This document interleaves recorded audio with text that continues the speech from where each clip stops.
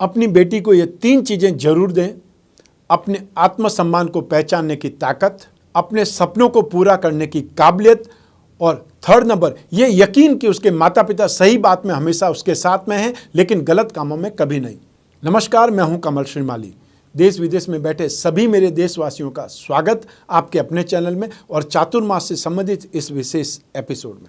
आपने प्राय सुना ही होगा, यह मांगलिक कार्य चौमासे से पहले कर लेते हैं, फिर 4 माह तक अर्थात 20 जुलाई 2021 से 13 नवंबर 2021 तक मुहूर्त ही नहीं है। पंडित लोग, ज्योतिषी गण भी आपको इन 4 माहों में कोई मुहूर्त नहीं है ये चेतावनी देते हुए सुनाई देंगे। क्यों नहीं होते इन 4 माह में शुभ मुहूर्त? ऐसा क्या होता है इस 4 माह में और किसको कहते हैं चौमासा या चातुर्मास? क्यों इन 4 माह में कथा प्रवचन अधिक होते हैं? आइए इन प्रश्नों का जवाब तलाशते हैं।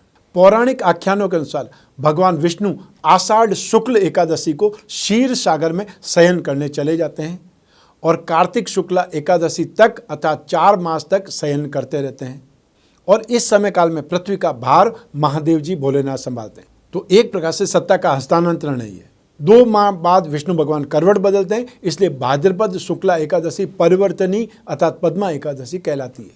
इसी कालखंड को चातुर्मास भी कहा जाता है, जिसमें विशेष भजन कीर्तन, साधना, उपवास, इंद्रिय निग्रह इन सभी कामों को किया जाता है और इसी कारण हिंदुओं में इन 4 माहों में विवाह, प्रतिष्ठा, गृह प्रवेश, भवन निर्माण का मुहूर्त ये सब शुभ कार्य नहीं होते। विष्णु शयन क्या है? क्या वास्तव में विष्णु भगवान इस समय में शयन करते हैं, सो जाते हैं? और तब उनके अभाव में, उनके नहीं होने से सृष्टि की व्यवस्था कैसे होती होगी? ये कुछ प्रश्न हैं जो इन कथाओं को पढ़ करके आज के तर्क प्रिय मस्तिष्क में अनायास आ खड़े होते हैं। देवशयन काल के 4 मास मांगलिक कार्यों के लिए निषिद्ध हैं।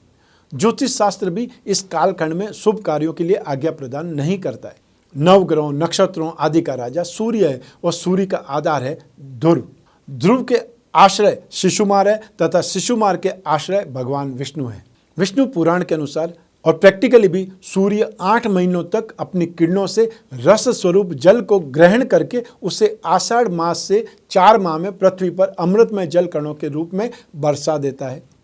उसी से अन्न की उत्पत्ति होती है और अन्न से ही संपूर्ण जगत का भरण पोषण होता है। जो जल बादलों द्वारा बरसाया जाता है वह प्राणियों के जीवन के लिए भी अमृतमय होता है और औषधियों का पोषण करता है।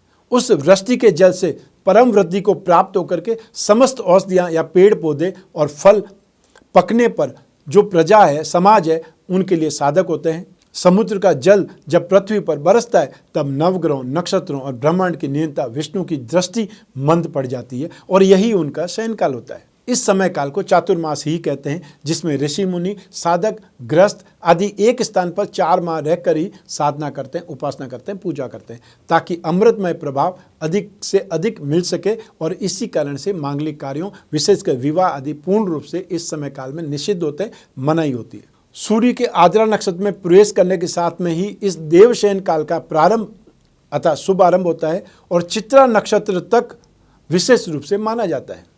वैसे वर्षा का प्रभाव अधिक संभावित समय स्वाति नक्षत्र तक ही होता है।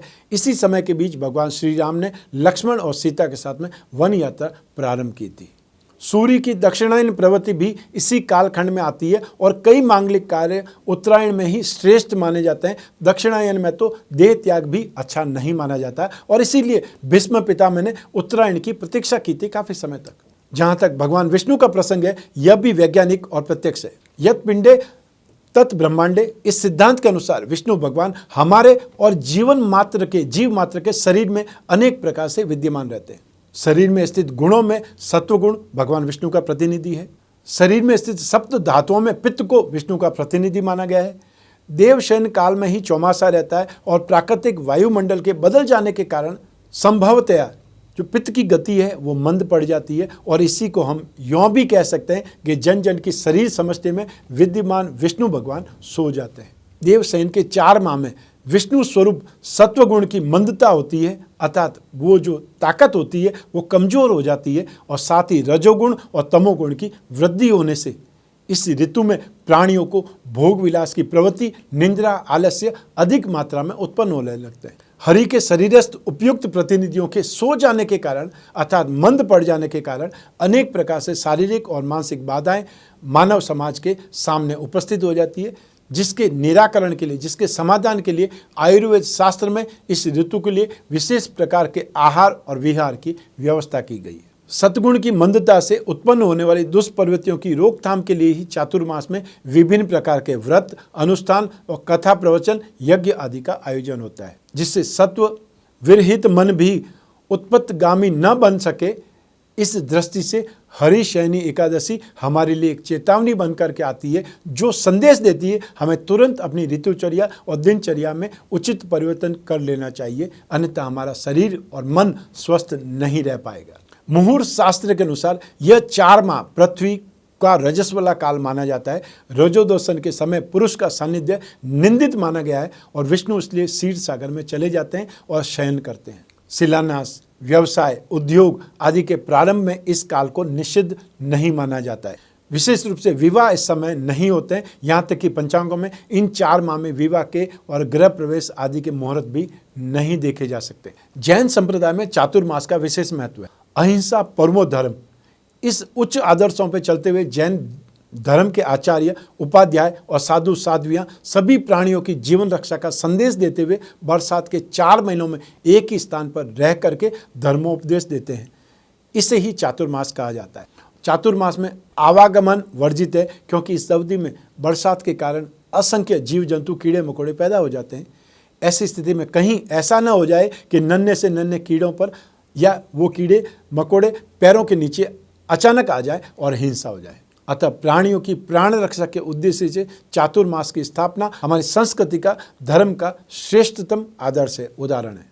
भारतीय ऋषियों ने ऋतु परिवर्तन जनित इस सूक्ष्म प्रभाव को अनुभव करके हमारे सामने बहुत सुंदर वर्णन प्रस्तुत किया है। इसको मानना या नहीं मानना ये तो हमारी बुद्धि पर डिपेंड करता है, लेकिन मैंने आपको इसका कारण बताया कि क्यों ये समय काल होता है, क्यों 4 माह तक ये शुभ कार्य नहीं होते हैं, कि आप अपना ध्यान दूसरी तरफ लगाइए। आप अपना ध्यान वो खाना पीना जो आपको पसंद है उससे हट करके जो आपके शरीर के लिए इस ऋतु में अच्छा है उसको ग्रहण करना चाहिए। ये सब बातें हमारे शास्त्रों में लिखी हुई है, लेकिन समय समय पर मुझे याद दिलाने की आवश्यकता प्रतीत होती है, इसलिए मैंने ये एपिसोड आपके सम्मुख लाया है। ये विचार, ये विश्लेषण या ये जानकारी आपको कैसी लगी, ये तो मुझे आप कमेंट बॉक्स में बतलाएंगे, तभी पता चलेगा। मैं कामना करता हूँ कि आप स्वस्थ रहें, प्रसन्न रहें और सुरक्षित रहें। अपना और अपने परिवार का बहुत बहुत ख्याल रखें। आप सभी को मेरा नमस्कार, बहुत बहुत शुभकामनाएं। ईश्वर आपकी रक्षा करे, भगवान श्री हरि विष्णु आपकी रक्षा करे। बहुत बहुत धन्यवाद।